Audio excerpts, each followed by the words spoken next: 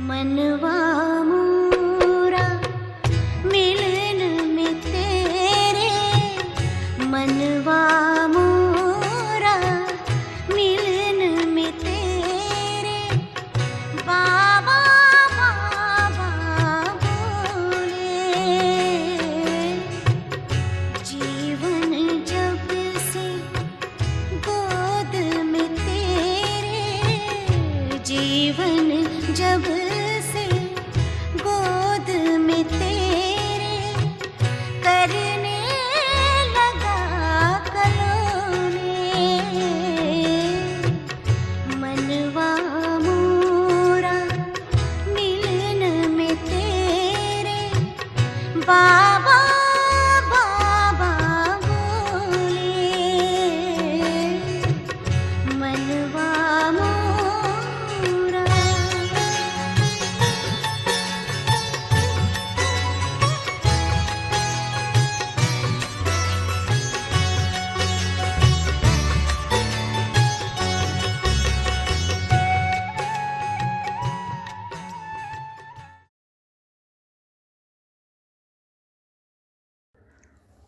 ఓం శాంతి. అవ్యక్త చింతనలో భాగంగా ఫిబ్రవరి 18వ తేదీ 2024 ఆదివారం రోజు జరిగిన అవ్యక్త మురళి యొక్క చింతన చేస్తున్నాము. నిన్నటి భాగంలో బాప్దాద చెప్పినటువంటి బ్రాహ్మణుల జాతకంలో సఫలత జన్మసిద్ధాధికారం అని రాయబడి ఉంది అనే మహావాక్యం గురించి చర్చించాము. ఈ రోజుటి భాగంలో బ్రాహ్మణాత్మల మస్తకంపై విజయము అనే భాగ్యరేఖ సదా ఉండనే ఉంది అని బాప్దాద చెప్పినటువంటి మహావాక్యం గురించి అవ్యక్త చింతన చేద్దాము. బాప్దాద పిల్లలైన మనందరి మస్తకంపై విజయమనే భాగ్యరేఖ యొక్క మెరుపును చూశారు. అదేవిధంగా విజయీ తిలకం సదా మస్తకంపై మెరుస్తూ ఉంటుంది అని బాప్దాద చెప్పారు. మామూలుగా మనం ఆత్మిక చింతన చేసినట్లయితే ఎవరైతే ఉల్లాస ఉత్సాహాలతో ఉంటారో వారి వెనువంటే విజయం ఉంటుంది అని చెప్తారు.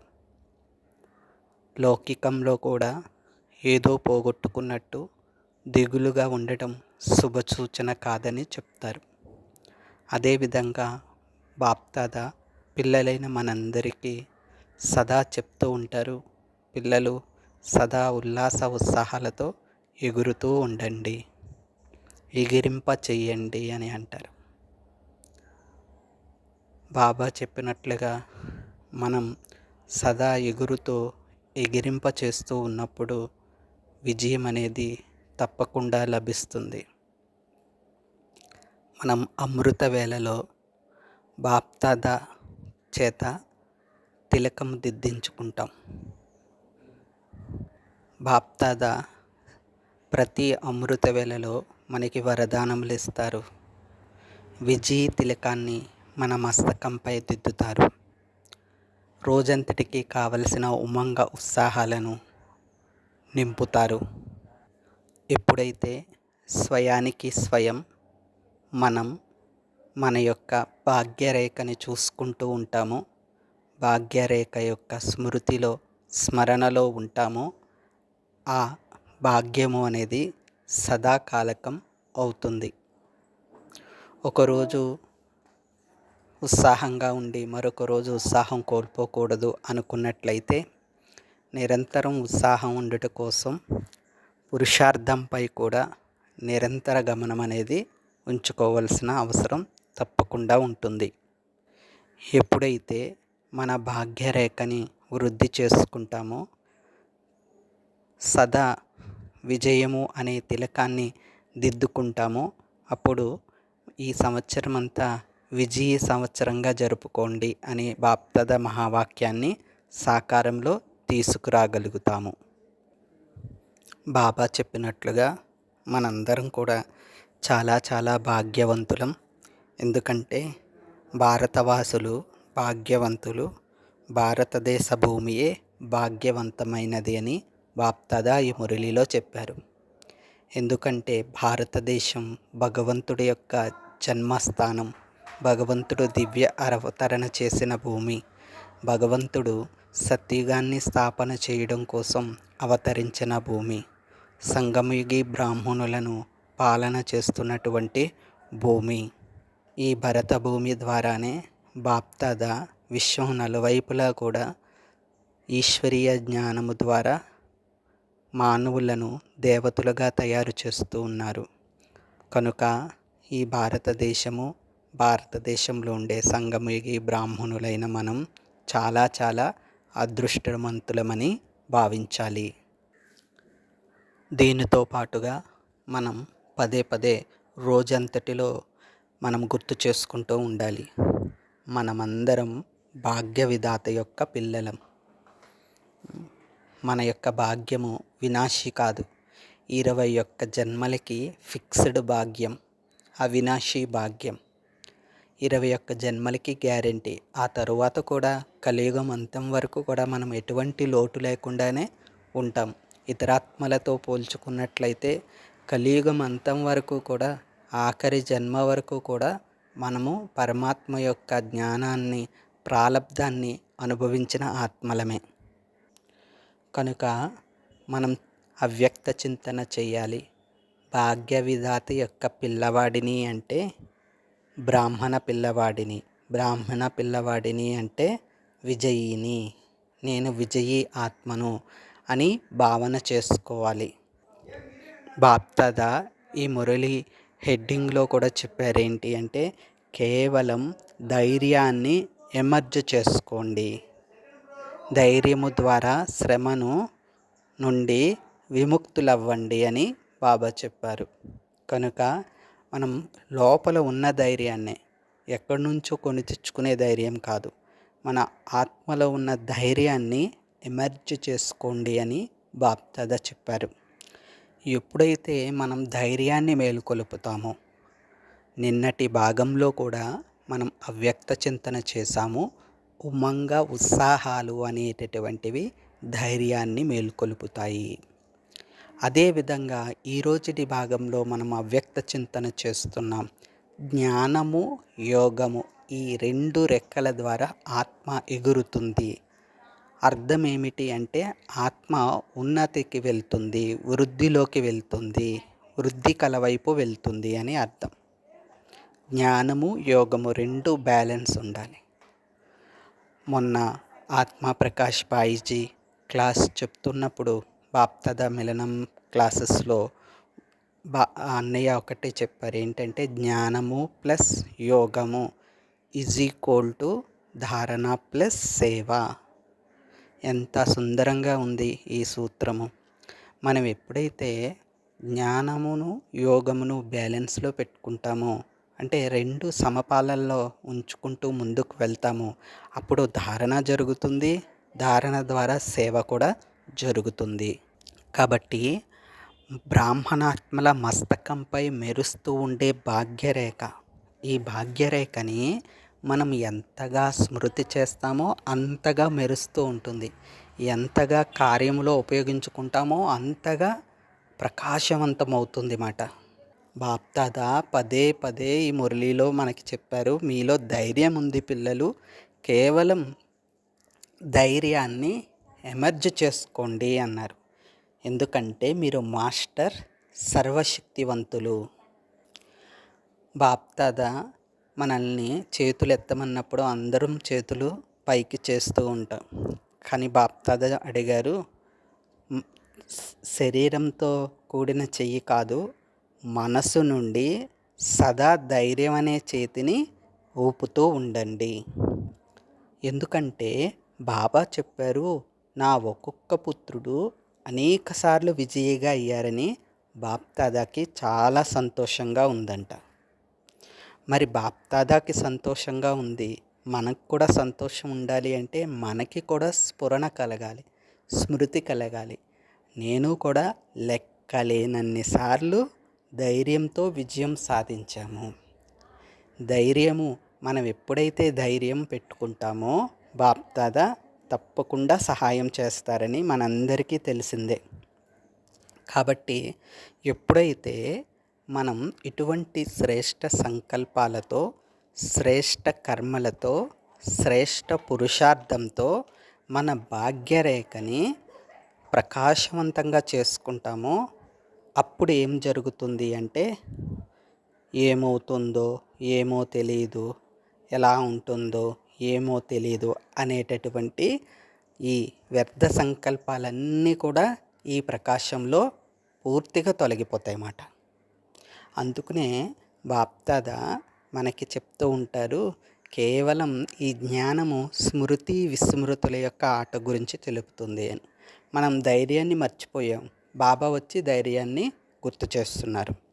మనం అదృష్టాన్ని మర్చిపోయి దురదృష్టవంతులం అని అనుకున్నాం, కానీ బాబా వచ్చి మనలో ఉన్నటువంటి భాగ్యాన్ని, అదృష్ట రేఖల్ని తిరిగి మేల్కొల్పుతున్నారు, తిరిగి వెలిగిస్తున్నారు.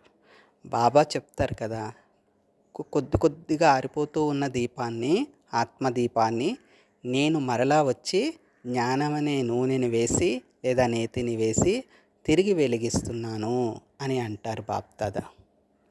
కాబట్టి బాప్దాదా చెప్పినట్లుగా మన నోటి నుండే కాదు, మన మనసు నుండి కూడా ఇది అవుతుందా అవ్వదా అనే శబ్దం ఎప్పుడూ రాకూడదు. ఎప్పుడు కూడా ఏమవుతుందో ఏమో తెలియదు అనే ఆలోచనే రాకూడదు. నిశ్చింత చక్రవర్తులు అని బాబా అంటారు కదా, నిశ్చింతగా ఉండండి, మీ కొరకు అన్నీ తయారు చేయబడతాయి. ఈ సృష్టి చక్రంలో ప్రకాశవంతమైన పాత్ర కలిగిన ఆత్మలు మీరు, ఎంతో అదృష్టవంతులు మీరు అని బాప్దాదా మనకి స్మరణ కలిగిస్తూ ఉంటారు. అందువలన అవుతుందా లేదా, ఏమవుతుందో ఏమో అనే ఇటువంటి సందేహాలతో కూడిన సంకల్పాలన్నీ తొలగించి వాటి స్థానంలో నేను కల్పకల్పము విజయీ ఆత్మను, నా మస్తకంలో భాగ్యరేఖ ప్రకాశంగా వెలుగుతూ ఉంది అని ఎంత ఎక్కువగా మనం అంతా స్మరించుకుంటూ ఉంటామో, గుర్తు చేసుకుంటూ ఉంటామో అది జాగృతం అవుతుందన్నమాట. జాగృతమైనదే తిరిగి మన మాటల్లో, కర్మలలో వస్తుంది. కాబట్టి బాప్దాదా యొక్క మురళి వింటున్నప్పుడు కావచ్చు, లేకపోతే చింతన చేస్తున్నప్పుడు కావచ్చు, చాలా ఆనందంగా ఉంటుంది, సంతోషంగా ఉంటుంది. కానీ ఎప్పుడైతే మనం మురళి వినేసాక, చింతన చేసేసినాక కర్మల్లోకి వెళ్తామో అప్పుడు మళ్ళీ కొద్ది కొద్దిగా మాయ వచ్చేస్తుంది అని బలహీన సమాచారాన్ని బాబాకు చెప్పకూడదు. ఎప్పుడైతే మనం కర్మ లేకుండా కూర్చుని మురళి వింటున్నప్పుడు కావచ్చు, ఆత్మిక చింతన చేస్తున్నప్పుడు కావచ్చు, ఎలాంటి ఉత్సాహం ఉందో అది కర్మను కూడా మనం ఆ విధంగా పరివర్తన చేసుకోవాలి. అందుకనే బాబా మనల్ని కర్మయోగి అని అన్నారు. కర్మలో కూడా మనం బాబాను చూసినట్లయితే, బాబా చెప్పినటువంటి జ్ఞానాన్ని ఎమర్జ్ చేసినట్లయితే తప్పకుండా మనం విజయం సాధించగలుగుతాం అన్నమాట. ఇప్పుడు చూడండి, ఉదాహరణకి షాప్లో ఉన్న వాళ్ళు అనుకోండి, ప్రతి ఒక్కరితో కూడా ఆత్మీయంగా ఉండటము, లేదా బాబా చెప్పినట్లుగా ప్రతి ఒక్కరికి బాబా సందేశం ఇస్తూ ఉన్నట్లుగాను, అదొక బాబా సేవా కేంద్రంగా అనుకోవటము, బాబా నుండి కిరణాలు వస్తున్నాయని అనుకోవటము, ఈ విధంగా కర్మ చేస్తున్నాననే కాన్షియస్ కాకుండా బాబా సేవ చేస్తున్నాను, ఇది నాకు భాగ్యాన్ని తెచ్చిపెడుతుందనే స్మరణలో చేశామనుకోండి, అప్పుడు కర్మ ఏ శ్రేష్ఠ కర్మలోకి మారుతుంది. బాప్దాదా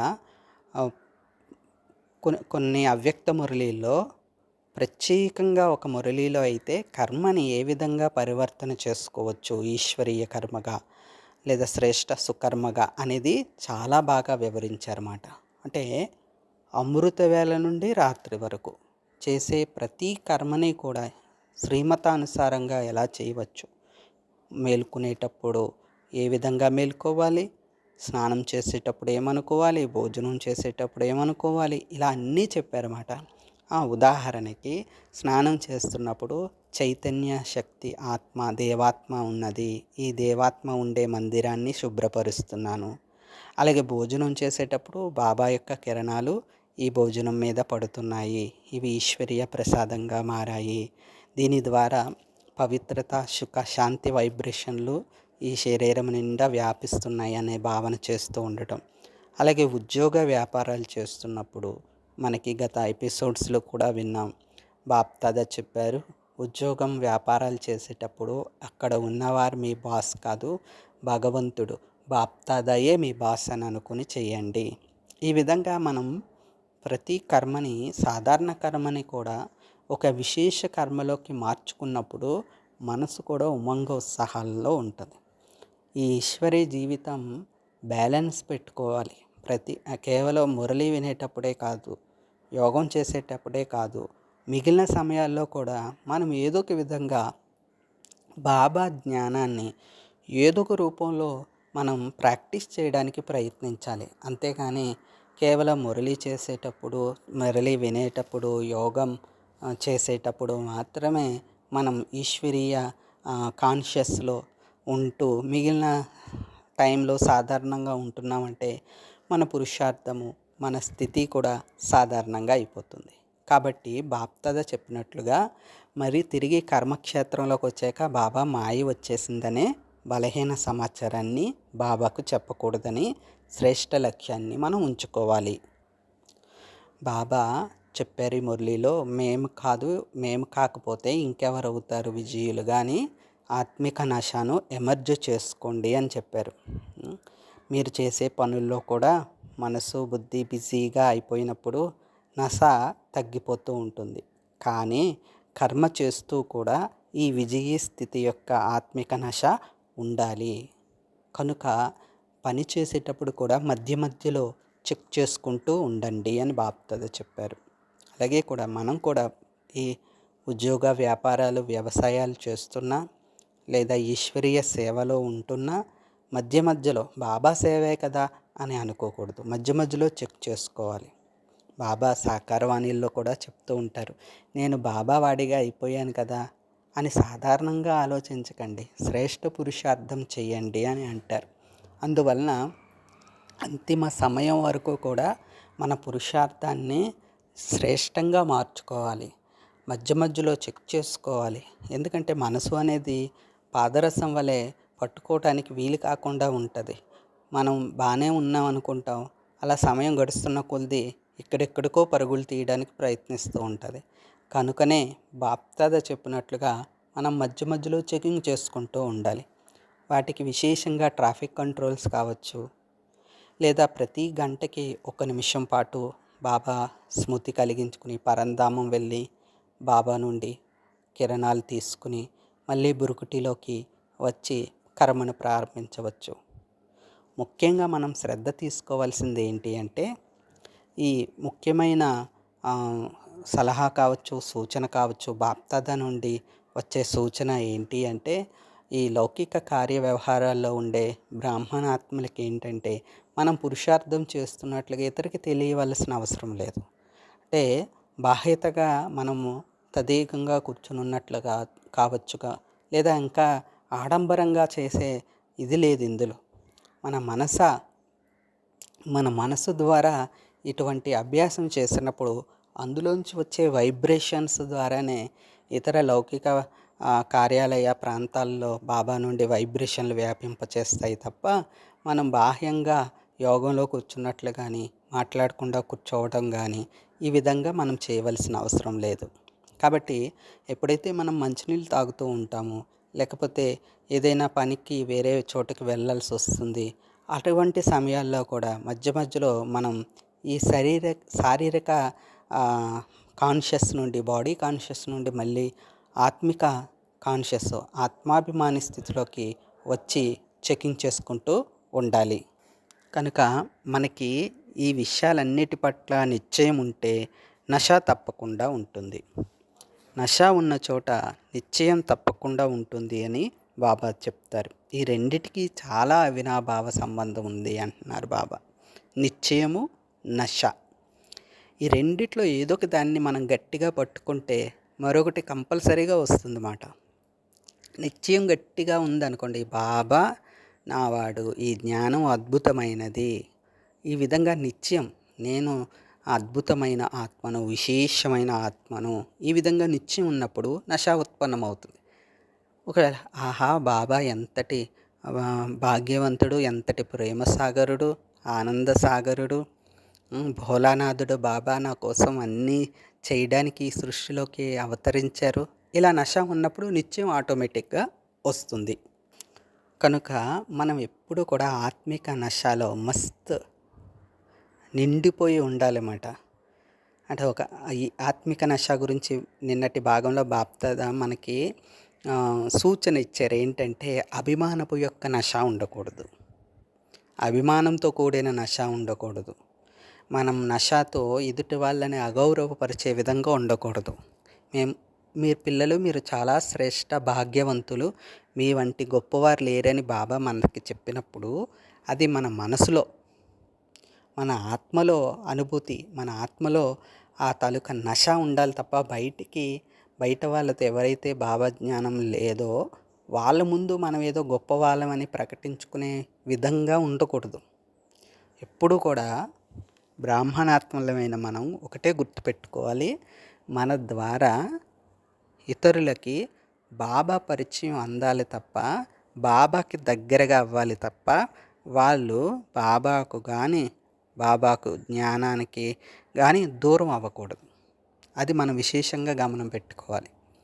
లౌకికంలో కూడా చెప్తారు చూడండి, చేస్తే మంచి పని చెయ్యి, లేదంటే కాముగా కూర్చో అంటారు చూసారా. ఆ విధంగా మనం ఎప్పుడైతే జ్ఞానంలో ఉన్నామని తెలుస్తుందో అప్పుడు చాలా జాగ్రత్తగా ఉండాలి. ఎందుకంటే మనం ఇతరులకి, అంటే అజ్ఞానంలో ఉన్న వాళ్ళకి, బాబా పరిచయం లేని వాళ్ళకి బాబా పరిచయం అందే విధంగా ఏర్పాట్లు చేయాలి, కానీ వాళ్ళు ఇంకా దూరం అయిపోయే విధంగా ఏర్పాటు చేయకూడదు. అంటే వాళ్ళు మన నియమాలు పాటించరనో, లేకపోతే ఇంకేదో చెయ్యట్లేదు వాళ్ళకి తెలియదనో అలా మనం వాళ్ళని దూరం పెట్టకూడదు. మనం ఎప్పుడూ కూడా బాబా ఏమంటారు, రహం దిల్ అంటారు.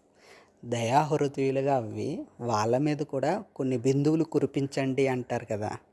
ఇప్పుడు చూడండి, ఇంతకాలం మనం జ్ఞానంలోకి వచ్చాము, మనం బాబా మురళి వింటున్నాం, స్వమానం రాసుకుంటున్నాం, ఏదో ఒక పురుషార్థం చేస్తున్నాం కదా, యోగం చేసుకుంటున్నాం, ప్రాప్తి పొందుతున్నాం. మరి మనతో కంపేర్ చేస్తున్నప్పుడు ప్రస్తుతం వర్తమానంలో వాళ్ళు మనకన్నా లౌకికంగా ఎంతో ఉన్నత స్థితిలో ఉండొచ్చు. అంటే ఆడంబరాల విషయంలో వేరే విధంగా కూడా ఎంతో సుఖశాంతులతో ఉండవచ్చు చూడడానికి. కానీ మనకన్నా పాపం ప్రాప్తుల్లో వాళ్ళు తక్కువగా ఉన్నట్టే కదా. మరి అటువంటి వారి పట్ల దయాభావనతో ఉండాలి కదా. కాబట్టి ఇలా జ్ఞానం ఉపయోగించకపోయినా ఏదైనా ఒక పద్ధతి ఏంటంటే గౌరవించడం మన ధర్మం. అంతే తప్ప వాళ్ళు రాలేదనో రారనో ఇంక మరి ఏ విధంగా మనకి అన్యతః వేరే భావన ఉత్పన్నం అవ్వకూడదు అన్నమాట. ఆ హక్కు మనకి లేదు. కేవలం ఒకే ఒక్కరికి ఉంది, బాప్దాదాకు మాత్రమే ఉంది ఇతరుల పట్ల ఏదైనా ఒక స్టేట్మెంట్ చెప్పడానికి. ఎందుకంటే నంబర్ వార్ అంటారు కదా బాబా, పైగా లాస్ట్ సో ఫాస్ట్ అని కూడా అంటుంటారు. ఏమో ఎవరికి తెలుసు ఎప్పుడు ఏ ఆత్మ మేల్కొంటుందో, ఎలా పురుషార్థం చేస్తుందో. పిల్లల చేతిలో ఉండదు కదా, అది తండ్రి చేతిలో ఉంటుంది. తండ్రికే తెలుసు, త్రికాలదర్శి కాబట్టి ప్రతి ఒక్కరి ఇది తెలుసు కాబట్టి బాబాకి ఈజీగా అర్థం అవుతుంది. కాబట్టి మనం ఎవరికి గురించి కూడా, అందుకనే బాబా ఏమంటారు, చట్టాన్ని మీ చేతిలోకి తీసుకోకండి అంటారు. కాబట్టి మనం ఇలా సదా నషలో ఉండండి, అప్పుడు పొరపాట్లు చేయని వారిగా అవుతారు అని బాబా అంటున్నారు. మనం పొరపాట్లు చేయని వారిగా అవ్వాలంటే ఆత్మిక నష ఉండాలి, అభిమానంతో కూడిన నష ఉండకూడదు.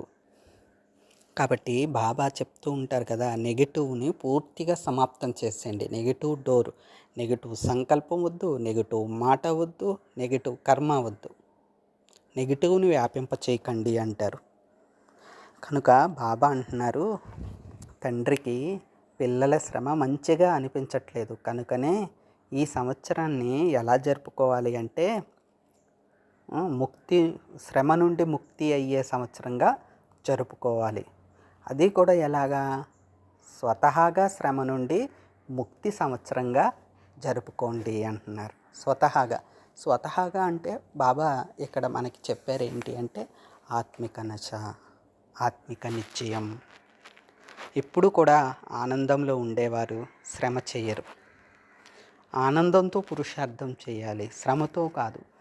ఆనందంతో పురుషార్థం చేయాలి అంటే ధైర్యం కావాలి, ధైర్యము కావాలి అంటే ఉమంగ ఉత్సాహాలు కావాలి. ఉమంగ ఉత్సాహాలు కావాలి అంటే బాబా మీద ప్రేమ ఉండాలి. బాబా మీద ప్రేమ ఉండాలి అంటే బాబా ఎవరు, ఎందుకోసం ఇక్కడికి వచ్చారు, ఏం చేస్తున్నారు అని మనం చింతన చేస్తూ ఉండాలి. మామూలుగా రోజువారీ మురళీల్లో బాబా చెప్తారు, మనం విన్నాము, నోట్ చేసుకున్నామనే కాకుండా చింతనలోకి వెళ్ళాలి. అంటే స్వయానికి స్వయం కొన్ని ప్రశ్నలు వేయి. బాబా ఎందుకు వచ్చారు, బాబా ఈ పాయింట్ ఎందుకు చెప్పారు, ఈ పాయింట్ ఎలా పనిచేస్తుంది, ప్రశ్నించే విధంగా కాదు, ప్రసన్నంగా అయ్యేందుకు ప్రశ్నలు వేస్తూ ఉంటే మన ఆత్మలో ఉండే ఈ శ్రేష్ఠ సంకల్పాలు ఉత్పన్నమై ఆ శ్రమను అనేటటువంటిది దూరం చేస్తుంది. కాబట్టి ఎప్పుడైతే మనం ఇలా ఉమంగ ఉత్సాహాలతో బాబా ప్రేమను కలిగి ఉండి, బాబాతో ప్రేమను కలిగి ఉండి ఉమంగ ఉత్సాహాలు కలిగి ఉంటామో ధైర్యం ఉత్పన్నమవుతుంది. ధైర్యం ఉత్పన్నమైనప్పుడు శ్రమ అనేది సహజంగా తొలగిపోతుంది. అంతేకాకుండా మనకి ఎప్పుడైతే నిశ్చయం ఉంటుందో అప్పుడు తప్పకుండా నశ ఉంటుంది. నశ ఉన్న చోట నిశ్చయం ఉంటుంది అని బాబా చెప్పారు.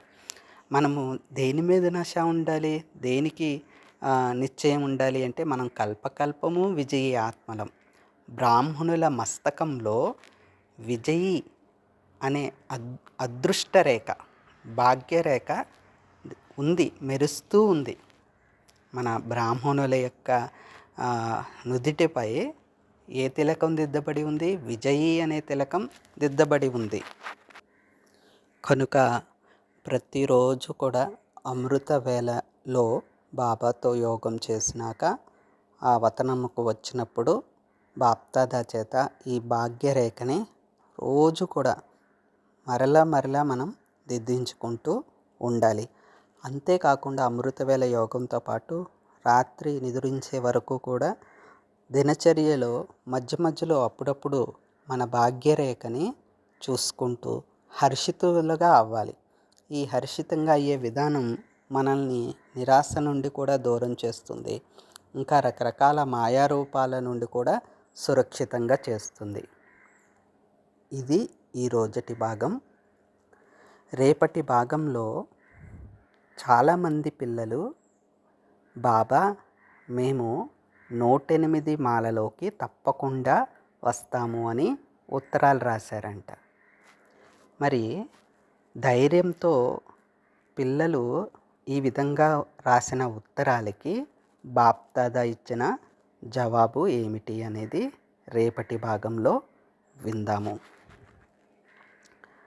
ఆత్మిక తండ్రికి ఆత్మిక పిల్లల యొక్క ఈశ్వరీయ మధుర స్మృతులు, శుభోదయం మరియు నమస్తే. బాబా నమస్తే. అచ్చా. ఓం శాంతి.